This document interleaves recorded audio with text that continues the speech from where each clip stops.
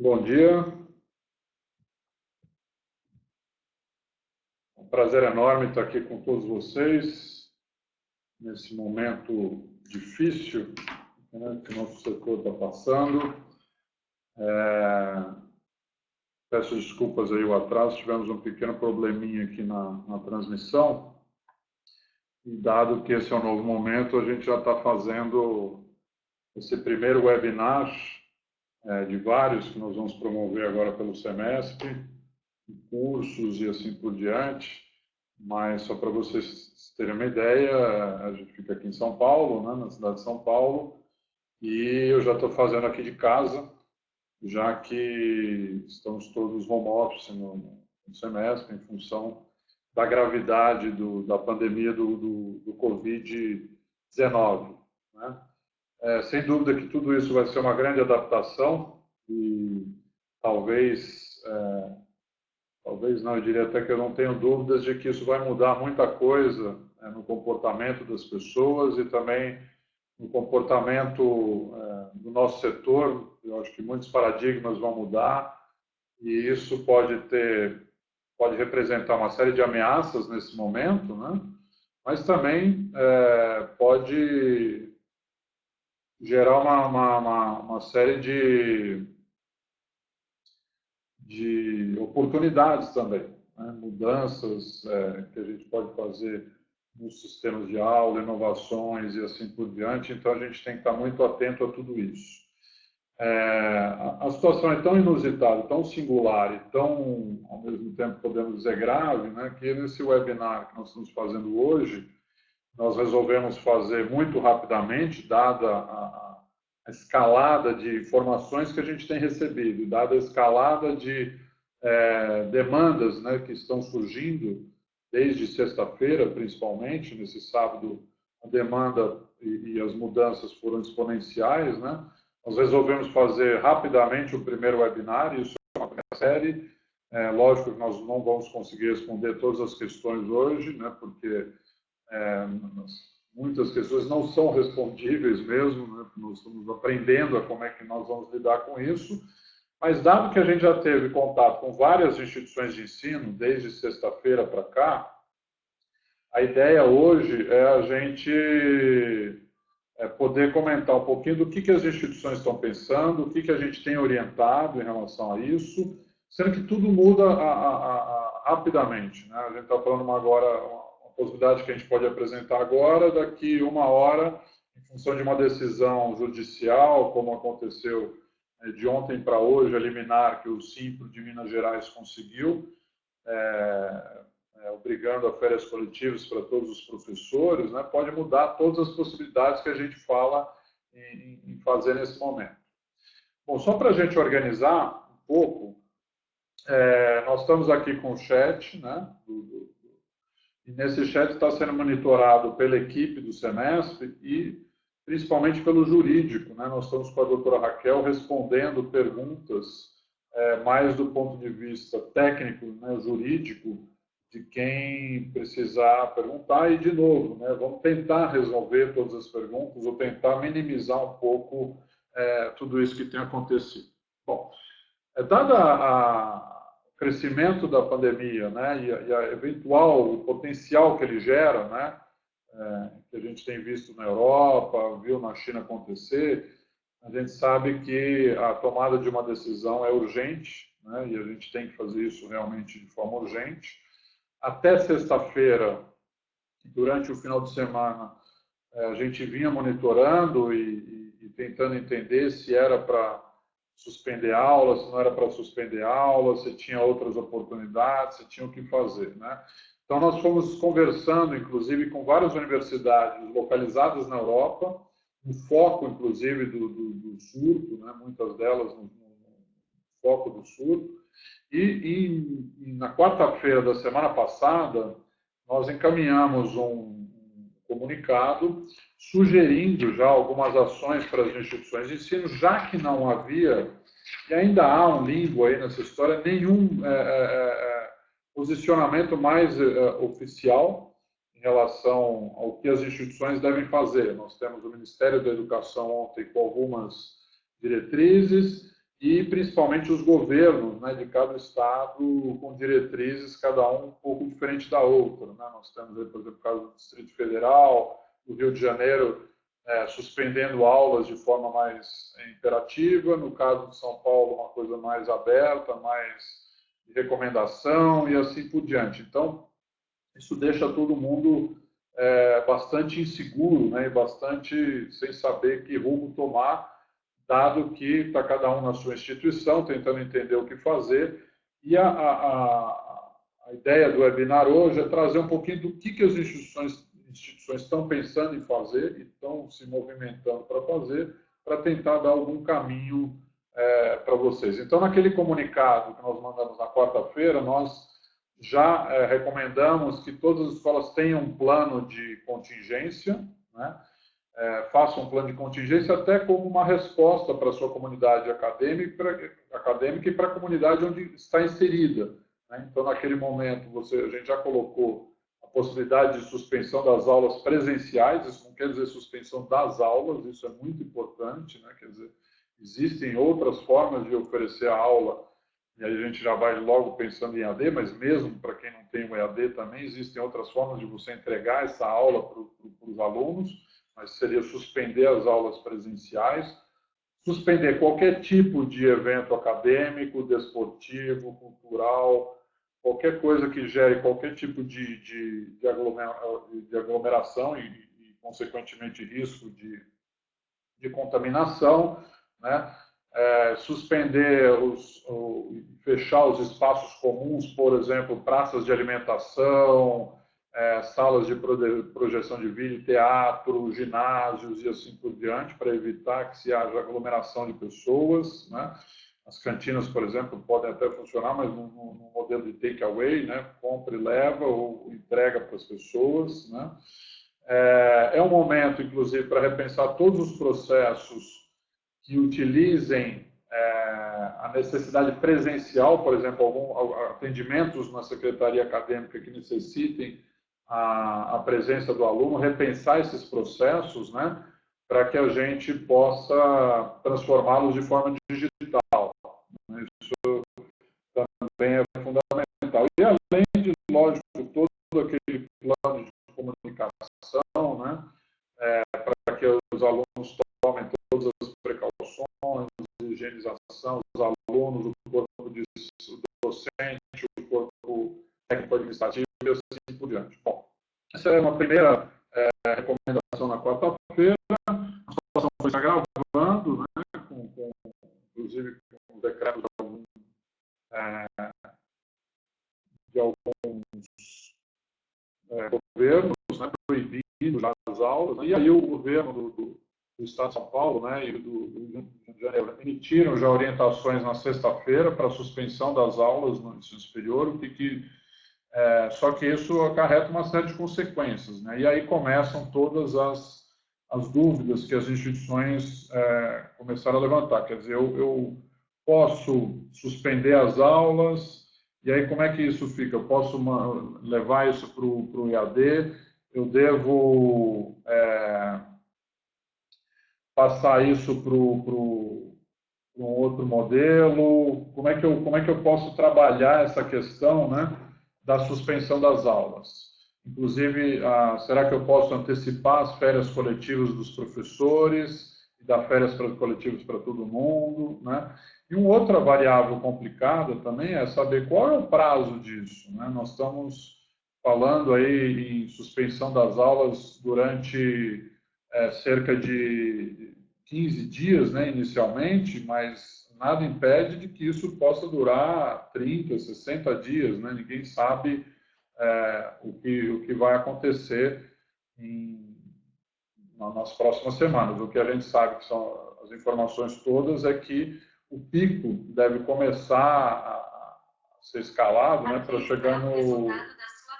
O pico vai começar a partir da semana que vem. Então, a gente ainda tem um pouco essa semana para se organizar, para tentar planejar, né, em relação ao que a gente pode fazer. Bom, de forma prática, né, nós temos algumas legislações que nos resguardam, que nos possibilitam alguns caminhos. Inclusive, nesse sentido, foi feita uma consulta até pela ABMS, uma consulta ao Conselho Nacional de Educação sobre a insegurança jurídica, né, para as instituições, a segurança jurídica para as instituições suspenderem as aulas, né, e o próprio presidente do Conselho Nacional de Educação fez referência a algumas legislações que podem nos ajudar a encontrar caminhos, né. A primeira legislação que foi lembrada foi um parecer do Conselho Nacional de Educação de 2008, quando houve a crise da gripe A. Foi, inclusive, uma consulta da Secretaria de Educação Básica, né, consultando sobre a possibilidade de não realizar os 200 períodos letivos naquele ano, mas sim 180 dias letivos, né? Não a carga horária se mantendo, né, a carga horária obrigatória, mas não perfazendo-a no período de 180 dias, mas sim no período de 200 dias, mas sim no período de 180 dias. Ele coloca nessa resposta o presidente do Conselho Nacional como uma das possibilidades que, sem dúvida nenhuma, podem ser pensadas para esse momento atual. A mais do que isso, um dos grandes recursos, né, que as instituições estão se baseando é na portaria agora de dezembro, né, de portaria 2117, de 6 de dezembro de 2019, e que possibilitou, ampliou, né, a carga horária dos cursos presenciais serem transformadas no formato EAD. A gente tinha a possibilidade de até 20% de EAD, passa-se a 40% de EAD. Então, essa é uma possibilidade. Muitas instituições, quando a gente colocou isso como possibilidade, né, como forma de substituir as aulas presenciais, né, no caso de suspensão das aulas presenciais, isso é sempre importante, né, suspensão das aulas presenciais, não quer dizer suspensão das aulas necessariamente, tá?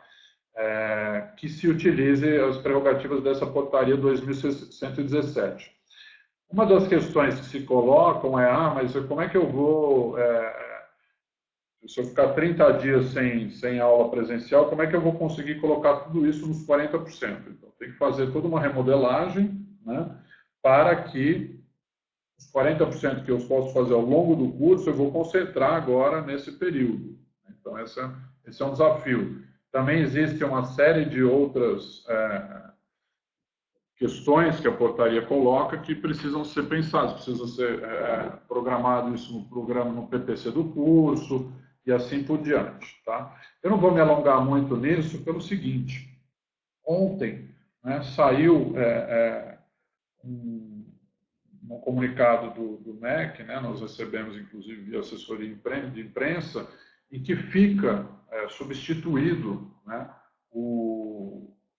deixa eu até ler exatamente como é que foi escrito isso, mas o MEC, numa das ações que ele já coloca ontem, né, ele diz que nos próximos 30 dias, todas as atividades presenciais podem ser, excepcionalmente nesses 30 dias, ser à distância, né, sem nenhum prejuízo em relação à questão de ter que se adaptar aos preceitos da portaria 2117 e assim por diante. Então, isso nos dá uma segurança para que a gente consiga continuar trabalhando no mesmo regime que seria o presencial para o formato à distância, por exemplo. Tá? Eu estou só construindo essa tese toda porque eu vou chegar já na minha conclusão do que a gente pensa e do que pode ser um caminho mais interessante para as instituições de ensino. Tá?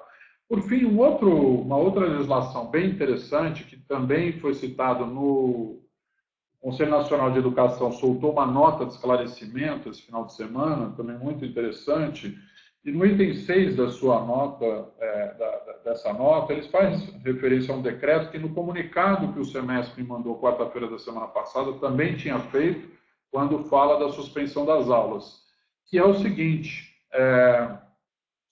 que no exercício de autonomia e responsabilidade dos sistemas de ensino, respeitando-se os parâmetros e os limites legais, possam os estabelecimentos de educação em todos os níveis considerar a aplicação do previsto no Decreto-Lei número 1044, e pasmem, de 21 de outubro de 1969. 69, tá? Não tinha tecnologia nenhuma, vocês vão ver onde é que eu quero chegar. De modo a possibilitar aos estudantes que, direta ou indiretamente, corram riscos de contaminação serem atendidos em seus domicílios. Então, o que o presidente do Conselho Nacional está querendo colocar isso na nota de esclarecimento? Esse decreto é de 1969 e ele diz o quê? Para os casos em que há risco de contaminação de doenças infecto-contagiosas, ou seja, risco de contaminação, inclusive se aplica a questão das grávidas, que muitas vezes não podem ir frequentar as aulas, o que acontece? Eu posso oferecer o ensino sem risco, sem prejuízo ao aluno, na casa desse aluno. Isso lá em 1969 indicava o quê? Eu podia levar, no limite, né, se fosse não contagioso, se fosse uma grávida, por exemplo, o professor podia ir na sala dela, mas eu podia mandar o material por correio, eu podia mandar as atividades, né, de uma forma impressa, escrita, e mandar para eles também. Então, vejam, naquele momento era uma outra situação, mas a situação é muito parecida, só que hoje nós temos toda a tecnologia. Então, reportando para hoje, o que isso quer dizer? Que, utilizando-se, inclusive, dos preceitos desse decreto, o decreto 1044, de 1969, as instituições não precisam interromper as suas aulas, primeira coisa. O que elas precisam? Suspender as aulas presenciais. E aí vem o grande nó da questão. Muita gente está fazendo o quê? Eu estou indo para o EAD. E aí já tem aluno, inclusive, reclamando. Falar, bom, então se eu estava pagando um curso em que eu tinha um professor lá, presencialmente, etc., agora vão me jogar no EAD, então eu quero o valor do curso do EAD. E não é isso que a gente tem que fazer. Mesmo porque os alunos, os professores estão sendo remunerados, os professores estão de prontidão. O que precisa ser pensado de forma urgente é como é que eu monto um sistema em que o professor, ao invés de dar aulas presencialmente, ele passa a dar aulas de forma remota. E aí é o grande desafio das instituições, que pode, inclusive, mudar todo o paradigma do ensino para as instituições.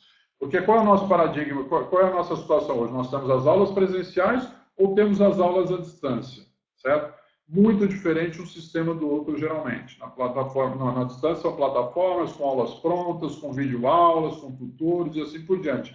E no presencial é um professor dando aula, dando atividades, acompanhando os alunos mais de perto, certo? Os alunos não querem migrar de uma plataforma para outra, esses alunos presenciais. Então, e os professores estão aqui sendo remunerados e à disposição. Então, o que a gente tem que fazer? Criar um novo modelo. E aí sim, utilizando ferramentas. Uma das questões que se coloca muito é: mas eu não tenho plataforma de EAD, eu não tenho EAD, como é que eu vou fazer isso? Né? Principalmente instituições menores e assim por diante. Como é que eu transformo isso? A gente não precisa ter ferramenta de EAD, nesse caso, uma plataforma, um LMS. O que precisa é pensar um novo plano de aula, tá? Utilizando ferramentas de aula online, de fóruns e assim por diante. Eu vou dar um exemplo aqui que aconteceu aqui em São Paulo. Vou dar alguns exemplos, mas só para vocês terem uma ideia. Por exemplo, a Fundação Getúlio Vargas, né? O que acontece? Ela suspendeu as aulas, proibiu todos os professores de irem para a faculdade, para a instituição, inclusive presencialmente, mas deixou uma coordenação pronta para ajudar os professores a refazerem os seus planos de aula. Tá? Os professores vão continuar dando aula normalmente. Concedeu uma licença da ferramenta Zoom, que não estou falando para comprarem ferramenta Zoom, não é nada disso, mas é só um exemplo. A ferramenta Zoom é uma ferramenta como, por exemplo, o Google Meetings, você pode adaptar para um Hangouts, para o Skype, tem uma série de ferramentas desse tipo, inclusive gratuitas, tá? Então, ele oferece essa ferramenta de Zoom para que os professores deem aula online, também ao vivo, né? Vamos pensar aqui, nós estamos com 689 usuários conectados nesse momento. No fundo, eu estou dando uma aula aqui, certo? Eu não chego a ter essa pretensão de dar uma aula, mas eu estou falando com todo mundo ao mesmo tempo. E numa sala gigantesca, né? A gente não precisa fazer isso com os alunos, mas olha como é fácil, né? Como eu tenho uma série de ferramentas possíveis e que eu coloco o professor que está lá, sendo remunerado, está à disposição para dar aula presencial, mas ele não vai dar aula presencial. Ele vai dar aula usando as ferramentas. Agora, essa é uma metodologia simples, né? Que é só transpor do presencial para o online? Não, lógico que não, é difícil, né? Os alunos têm dificuldade. Então, o que precisa ser pensado, que é um caso, por exemplo, da Fundação Getúlio Vargas, eles disponibilizaram a ferramenta, mas também pedir para os professores repensarem todo o seu plano de aula, né? Utilizando outras metodologias. Então, por exemplo, junto com as aulas de videoconferência, né, que são possíveis, e novamente, existe uma série de ferramentas, né? Você fala, mas eu não tenho estrutura para dar aula para 50 alunos ao mesmo tempo. Reparte isso em grupos, de forma que o professor, ao longo de uma aula de 50 minutos, ele dê 3 aulas para grupos menores, por exemplo, num tempo menor de exposição. Porque no online você precisa reduzir um pouquinho essa exposição, porque senão ninguém aguenta também. E junto com isso, aplicar uma série de metodologias que são possíveis de ser concedidas de forma online. Quando eu falo online, até no limite usando e-mail, usando WhatsApp, usando uma série de ferramentas totalmente disponíveis para os professores. Por exemplo, utilização, aí o professor tem que usar dentro do seu plano de aula, utilização de filmes, de opinião de especialistas, pesquisas em sites e dados, colocar perguntas e respostas, fazer enquetes, trabalhos em grupos, né? Como é que você fala, bom, e agora, como é que eu vou avaliar um trabalho em grupo? Você tem uma série de possibilidades, por exemplo, falar, vocês vão fazer um trabalho, esse grupo vai fazer um trabalho sobre isso, e depois eu quero uma apresentação de cada membro do grupo, de 3 minutos, por exemplo, juntando uma ferramenta, uma apresentação total da questão colocada, né? Outra questão que pode ser colocada, estudos de caso, projetos aplicativos, né? Apresentação de seminários em posts. Então, dá para fazer tudo isso de forma remota. Essa que é a questão. O que uma outra instituição aqui do interior, ontem eu estava conversando com o diretor, e ele colocou exatamente isso. Ele falou, olha, a gente não estamos transferindo o presencial para o EAD. Estamos simplesmente pegando o professor que está lá, que tem 4 horas contratadas, por exemplo, para dar aula na quinta-feira, que ele vai dar essa aula de outras formas, utilizando ferramentas de videoconferência, mas também aplicando outras atividades. Uma das coisas importantes para isso estou vendo aqui no chat um monte de gente colocando uma série de ferramentas, está vendo? Zoom, Cisco Webex, Meet, tem um monte de ferramentas possíveis de se fazer isso. Inclusive, a informação que eu tenho é que a Google, até em função desse momento grave que a gente está passando, ela ampliou a possibilidade do Google Meeting para 250 pessoas ao mesmo tempo. Então, olha a quantidade de ferramentas que a gente começa a ter à disposição. Qual é o grande problema? O professor está lá na ponta e ele muitas vezes pode estar perdido ou não ter, muitas vezes, como ele está acostumado no ensino presencial, não ter familiaridade com isso. Então é importantíssimo que se coloque uma coordenação a serviço desses professores, que ajudem esses professores, né? Peça um plano de aula urgente, pede essa semana agora, pede para o professor fazer um plano de aulas novo, considerando as ferramentas que você vai possibilitar para ele. Então, você pode usar o WhatsApp, você pode usar o Skype, você pode usar o Google Meet, você pode usar e-mail, o que você quer usar, né?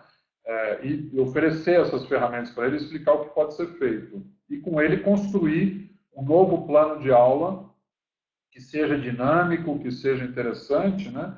Mas que não prejudique o ensino presencial. Isso faz com que você não precise mexer no calendário acadêmico.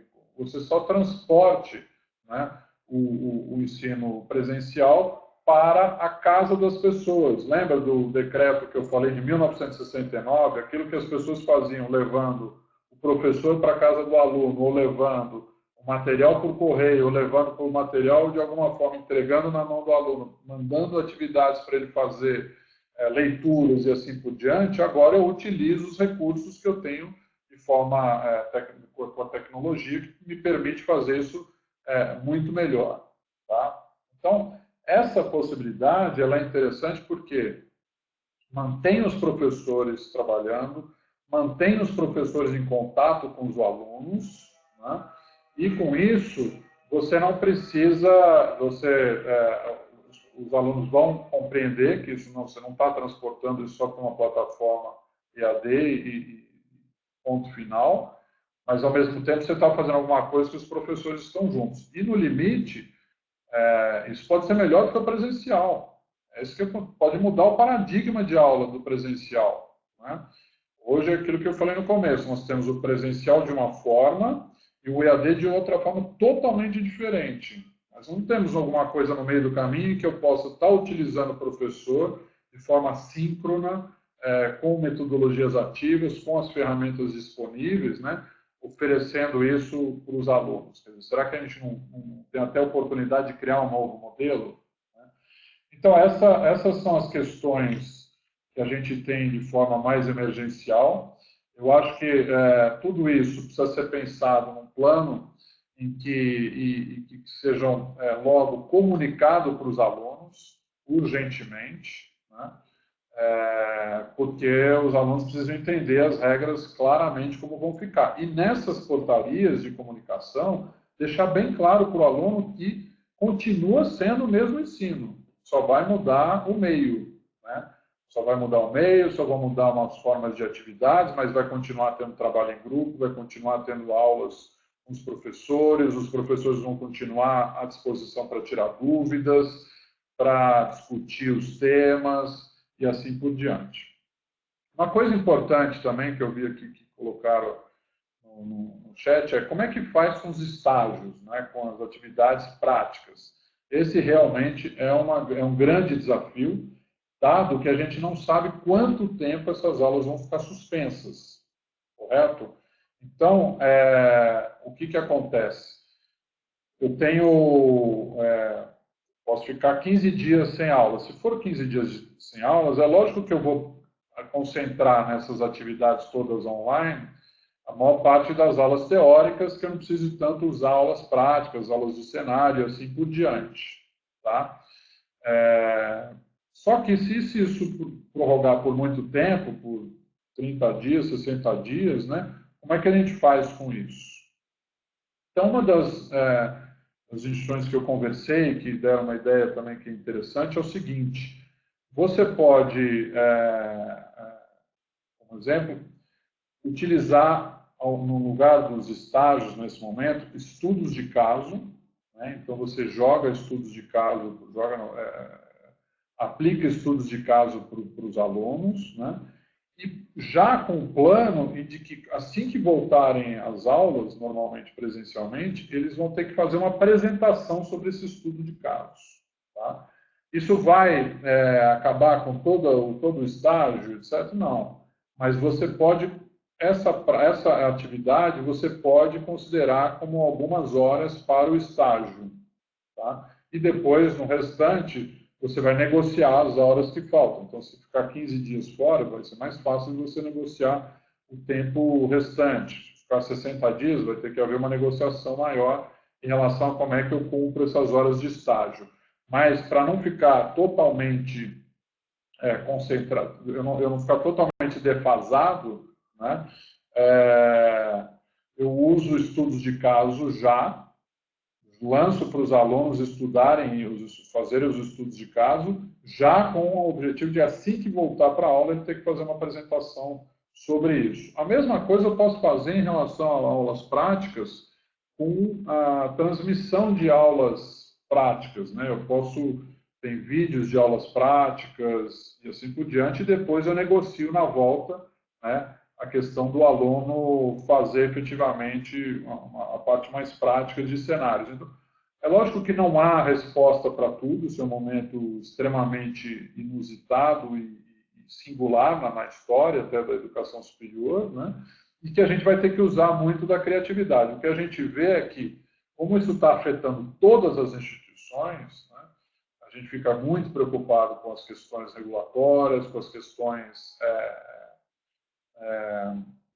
jurídicas, né, principalmente as questões trabalhistas, mas não tenha dúvida de que tudo isso vai mudar muito, né, em relação ao próprio governo ontem, né, eu acho que até está um pouco lento nesse processo, né, já poderia ter pensado em outras atividades, em outras atitudes antes, inclusive, mas ontem, ao colocar essa questão de que ele pode, nos próximos 30 dias, né, as aulas vão ser totalmente, podem ser à distância sem prejuízo nenhum para as instituições, quer dizer, automaticamente todo mundo que usar isso não tem problema nenhum, né?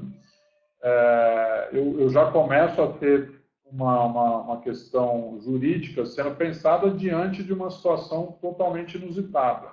Então, eu sei que a gente fica muitas vezes inseguro com as questões trabalhistas e etc., mas é de se pensar que é um modelo, é um momento singular, né? Então, o que a gente tem que ter em mente é tentar o máximo do máximo transpor o modelo hoje presencial para o modelo já à distância, ou utilizando ferramentas, não queria usar a palavra distância, não é a distância, é de uma forma mais remota, quer dizer, eu vou continuar entregando o ensino presencial, só que de forma remota, de outras formas, com webconferência, com entrega de materiais, com atividades utilizando as metodologias ativas e assim por diante, como a gente falou, tá? Isso pode, inclusive, mais uma vez, como eu disse, mudar paradigmas em relação até às aulas presenciais, ser um caminho interessante para todas as instituições, né? Porque o EAD fica restrito àquelas que já têm credenciamento ou que estão entrando, que têm as plataformas, mas a gente vai poder ver que muitas vezes dá para fazer utilizando recursos, né, que a gente tem hoje disponíveis para todo mundo, né, uma outra forma de aula. Então, precisa deixar isso muito claro para os alunos, né? Nós não estamos deixando de oferecer o curso que você adquiriu, não estamos deixando de aulas. A única coisa é que nós estamos mudando os meios e estamos mudando as atividades, né? O que vai gerar revolta, que a gente já tem visto, é se a instituição simplesmente tiver um curso presencial e ela tiver um curso EAD, e ela pegar esse aluno do presencial e simplesmente quiser migrar para o seu curso de EAD, vai dar problema. O aluno não quis isso, ele quer o presencial e ele pagou por isso, ele quer os professores, ele quer tudo daquela forma. Então, isso vai dar problema se a instituição simplesmente quiser migrar de uma modalidade para outra e ponto final, né? E a questão dos professores. Agora, dentro disso tudo, uma outra questão que se coloca e se a gente colocar, então, férias coletivas para todo mundo, né? Existe a prerrogativa de você, em alguns estados, o estado de São Paulo é um exemplo desse, né? Você não precisa dar férias coletivas para os professores agora, né? Você daria uma antecipação de recesso, né? Seria o recesso do final do ano, são 20 dias em dezembro, 10 dias em janeiro, por exemplo, aqui no estado de São Paulo. Você anteciparia esse recesso e jogaria as férias lá para cima, isso lá para frente, lá para o mesmo período que era do recesso. Isso possibilita com que ninguém precise fazer um desembolso financeiro de dar férias agora e pagar, porque quando a gente paga férias, a gente tem que pagar um terço e ainda tem que antecipar o mês seguinte de salário. Então, isso dá um desembolso, dá um desencaixe no capital de giro bastante complicado. Então, essa seria uma possibilidade. Só que isso geralmente precisa ser acordado com o sindicato dos professores, né? Precisa ser aprovado em assembleia no sindicato patronal e no sindicato dos professores. Então, não é tão simples assim. No caso, por exemplo, de Minas Gerais, eles conseguiram uma liminar obrigando a férias coletivas para todos. Eu, sinceramente, eu não acho essa uma boa alternativa, tá? Então, eu sugiro até que procurem logo os seus sindicatos locais, para que não deixe que isso vire uma escalada. Por que não deixe que isso vire uma escalada? Porque é muito melhor eu trabalhar com as possibilidades que eu tenho hoje do que efetivamente eu dar férias para todo mundo. Aí eu tenho o problema do aluno que não vai saber o que fazer, vai estar totalmente sem nenhum plano, você vai jogar ele para a casa dele. Muitas vezes, inclusive, vai ficar junto com idosos, vai ficar junto com grupos de risco, que é até pior, né? É um tiro na culatra em relação ao que a gente está tentando fazer com a suspensão das aulas, né? Depois, ele vai voltar em julho, ele não vai gostar dessa solução de ter que assistir aulas em julho, tudo bem, é um momento de emergência, etc. E os professores idem, né? Você também, da noite para o dia, vai deixar os professores sem saber para onde ir, da noite para o dia de férias, e as férias, que muitas vezes já estão programadas até para participar de congressos, de outras coisas, de outras atividades, também vão ter que se mexer completamente.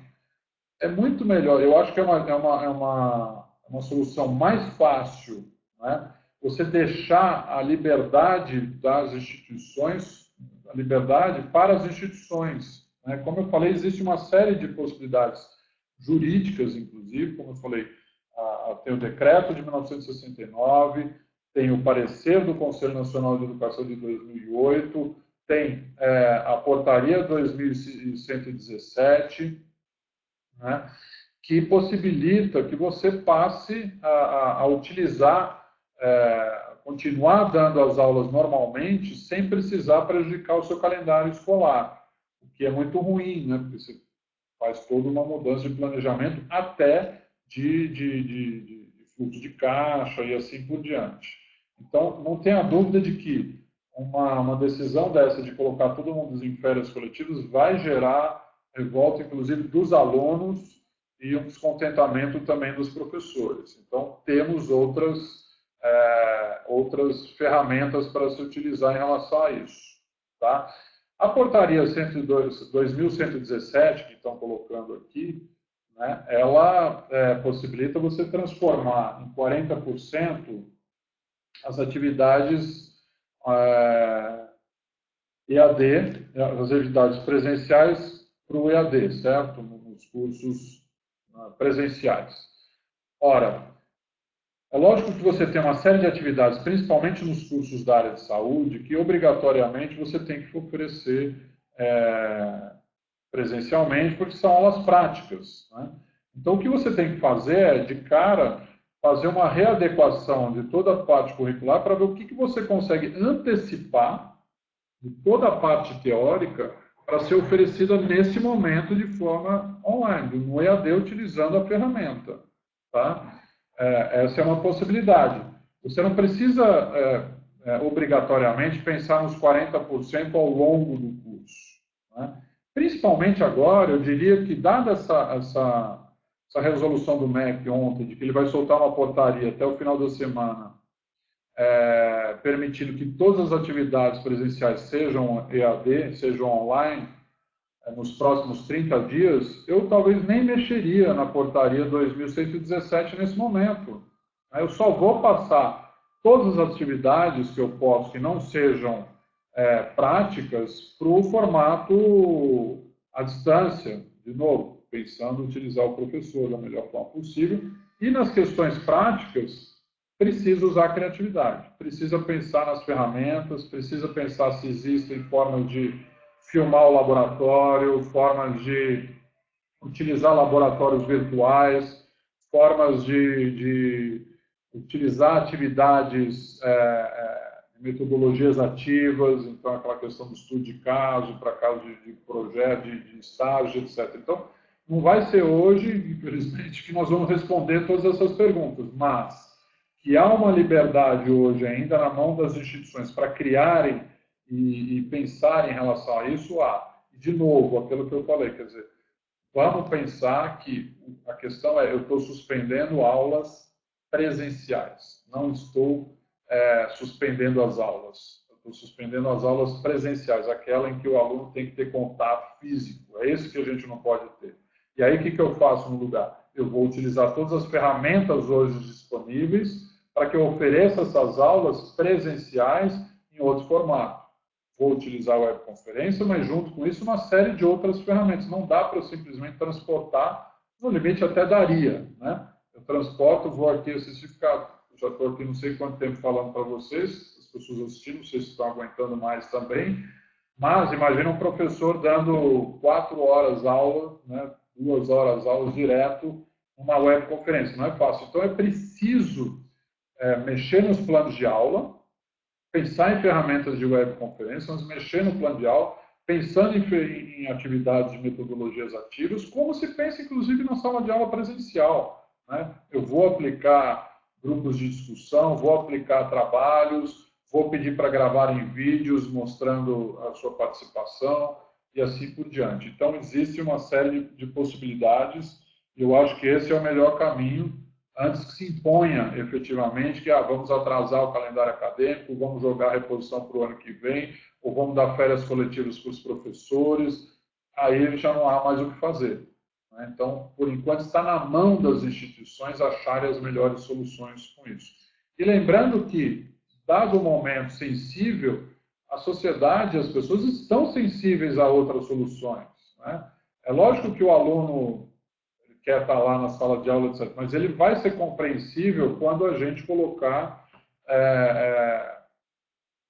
outras formas de minimizar o prejuízo de não poder ter as aulas presenciais. Então, é isso que as instituições têm que pensar.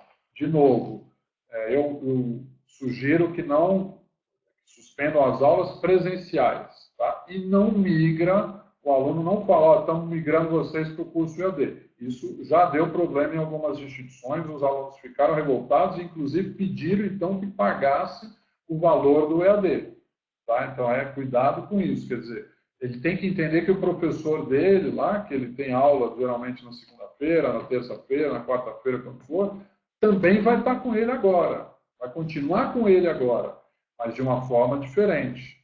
Entendeu? De uma forma remota, de uma forma via e-mail, via webconferência, via WhatsApp, via Skype, via plataforma da instituição, utilizando fóruns e assim. Tem uma série de ferramentas. É a hora de todo mundo se mexer, e principalmente, né, para os professores. Quer dizer, isso é uma forma de você fazer os professores repensarem os projetos de aula, os planos de aula.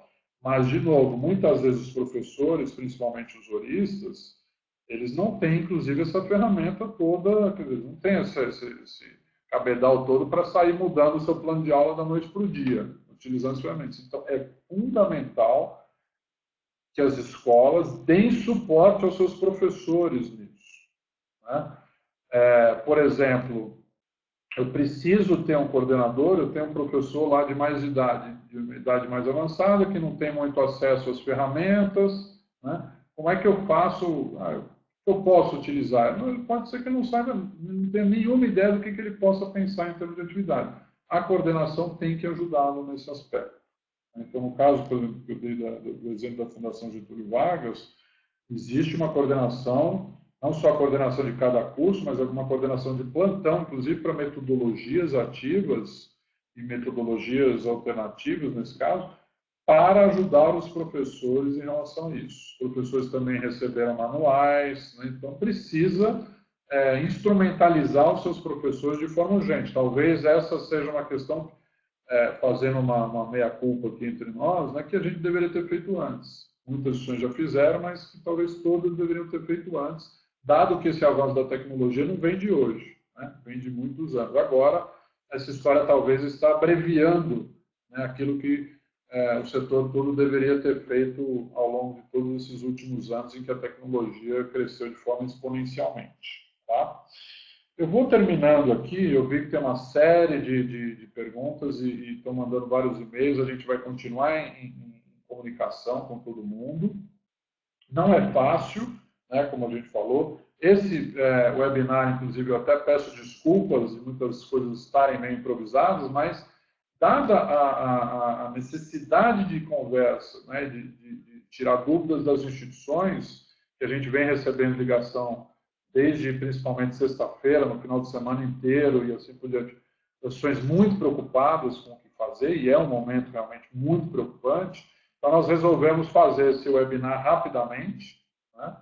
Então, eu peço desculpas até por alguns improvisos, por algumas coisas que a gente não sabe, não tem resposta ainda, Mas eu quero já dizer uma coisa que a gente já vai lançar, até pela Universidade Corporativa do Semestre, uma série de um pacote de cursos para ajudar na formação desses professores. Então, nós vamos ter, por exemplo, curso da Marta Maia sobre como ministrar aulas online, né? Nós vamos lançar um conjunto, vamos ter um curso jurídico sobre a aplicação mesmo dessas legislações que eu citei, né? E até das que vão sair de forma eminente nessa semana, né? O próprio Ministério da Educação vai fazer isso, né? Então, fiquem atentos, a gente vai promover uma série de outros webinars, inclusive com outros especialistas, né, que possam ajudar, mas a ideia é que a gente fique em contato sempre, monitorando sempre, e lógico, fiquem à vontade para mandar e-mail para o semestre, para entrar em contato conosco, porque nesse momento a gente vai precisar muito, né, e se falar, trocar ideias, trocar informações, porque esse vai ser a única forma da gente superar esse momento, e não tenho dúvida de que vamos superar, e mais uma vez eu quero dizer, eu acho que esse talvez seja uma oportunidade, né, para que a gente quebre paradigmas. Mas o EAD já existe. O EAD existe de uma forma totalmente diferente no Brasil, né? O EAD existe de uma forma baratinha, um outro tipo de curso, que poucas instituições, inclusive, ainda oferecem, mesmo com o aumento da oferta, do decreto lá de maio, né, o decreto que ampliou a oferta dos polos de ensino à distância e assim por diante, mas a gente não tem, a gente tem uma fronteira muito grande entre o que é presencial e o que é online.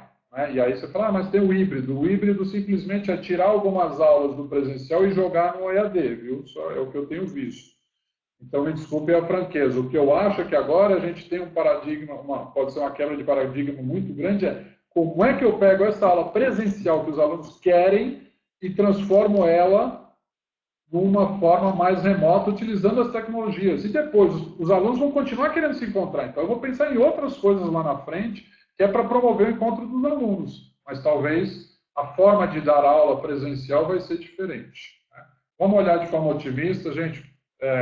Obrigado pela atenção de vocês. Peço mais uma vez desculpa pela precariedade, pela rapidez com que tivemos que fazer esse debate, e vamos ficar antenados e ligados para que a gente supere logo esse momento.